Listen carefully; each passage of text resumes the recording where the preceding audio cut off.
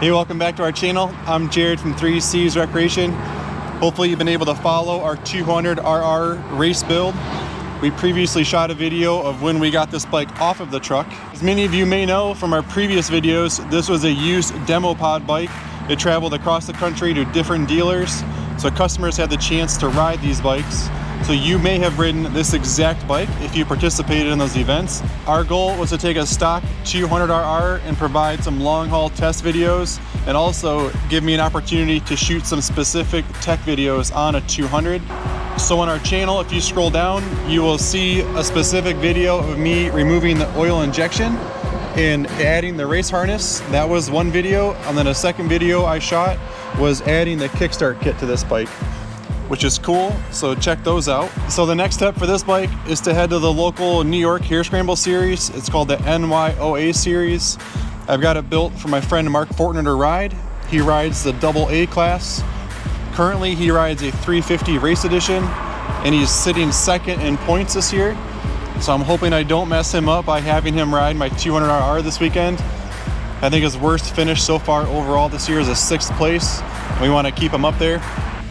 Before we walk around this thing, I thought it'd be cool to share with you guys the weight of these bikes. I've never weighed our race bikes in the past, but I went and bought a scale, and we weighed this bike 100% stock. So this bike stock with 2 gallons of gas and a full tank of oil injection oil, it weighed 236 pounds. We took this bike after we finished it last night. We put 2 gallons of fuel in it. It's race gas, so I took it back out. So I had 2 gallons of fuel. Keep in mind there is no longer an oil injection tank, but this bike weighed 237 pounds on the scale. So we only gained 1 pound by building everything that we did. And let's walk around and show you what we did. This bike pretty much down to the frame, and we started with that Kickstart Kit in the center here. So we installed that first because we had the side of the engine off, so that went on. We installed the cooling hose kit behind it. So we did the Samco hose kit, and we upgraded to their hose clamp kit. And I really suggest those hose clamps now that we've done a couple sets. They're wider and the insides don't have the rings, so when you pinch the hose, it's not putting dimples throughout the hose. So a huge fan of those clamps if you do the hose kit upgrade. Up here we've got the Ims Gas Tank. This is the larger 3.2 gallon tank with the dry brake system in it, so we can use a slam can. Typically when he's riding his 4-stroke, he doesn't have to stop for gas in a 2-hour race, but being back on a 2-stroke, we're gonna have to stop him for gas one time to refill the bike. We did take the exhaust and cut it down about 7 inches. The stock exhaust, as you know in these betas, comes out to about here. We cut it down, repacked it, and re-slimmed it all down so it looks nice, a little bit cleaner, smaller look to it. We added the rear rotor guard on the bottom. It's nice to have those on there, keeps the rotor from getting dented. We did use Mark's wheel set. These have the bibs in them, and this weekend he's going with an AT81 rear tire. And his wheel set, like our shop build, has the oversized wheel spacers, which is nice, keeps the, when you're cleaning these bikes, keeps the water from jetting into the wheel bearings. With that race harness kit, you can tell that we deleted the rear fender, so there's no more taillight in the rear here. So it comes down nice and clean. For him, we removed the kickstand. We don't need that when we're racing. This bike has new chain and sprockets on it. And while we had the front countershaft sprocket off, we installed that upgraded kit back here. I've done a separate video on those countershaft spacer kits. Really nice kits. We had the bike apart, so we did it then. This bike still needs a new exhaust, but they've been on back order. So for now, this is the stock 200 head pipe, and you can see a couple dents in it. We're okay with that because it's probably gonna get a couple more. You can see the Bulletproof radiator guards that we added to the front of the bike. It gives you some side protection, but also protects in the front. And if you look at the back of this, you can see the cooling fan kit that we added in there. The lighting might be tough, but there is a cooling fan kit in there. And with the race harness, I wired this directly to the battery.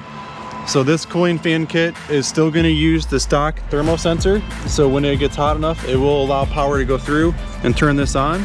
But the wires go straight to the battery for that. Mark likes to run wraparound handguards, so we added the Moose wraparounds on here. And whenever we deleted the main harness, we removed the sensors on the handlebar for the brakes. So all of the brakes, the banjo sensors are gone. We replaced those with stock banjos on both the upper in the lower mount here. We added the power valve adjust screw, which is nice, so you don't have to carry a hex head with you around in the woods. You can turn this in and out by hand. Just reach down, give it a quick turn. That's a really nice accessory. Here's a quick look under the seat. This is the IMS, how it mounts, a little bit different than the stock tank. You got the lightweight battery in here still. We got a brand new air filter in here for the weekend. We're also going to run race gas in this bike this weekend. We're going to run VP 2T.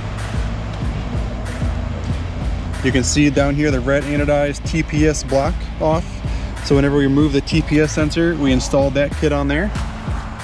When you do the race harness, it really cleans up the handlebars, so you're left with just the kill switch and the start button. Keep in mind, these race harnesses do not give you the ability to run a headlight, and you cannot run oil injection, and you typically can't run that cooling fan kit. So if you're calling me to order a race harness for your bike, keep in mind there's no more oil injection, there's no more headlight, and there's no cooling fan. A lot of these things, so oil injection not so much, but the headlight you can wire right to the battery with an on-off switch, and the cooling fan you can run right to the battery. So not super critical. You can still run certain accessories if you need to, but it really slims this bike down. You're left with 2 wires, kill switch and start button up on top, which means obviously we remove the headlight. We got his number plate on here for him. Thanks for tuning in. This was Jared from 3Cs Recreation. This is our 2022 Beta RR200. It's a race build. We're gonna follow Mark to the race this weekend, so stay tuned next week for a video on how the race goes. Thanks for watching.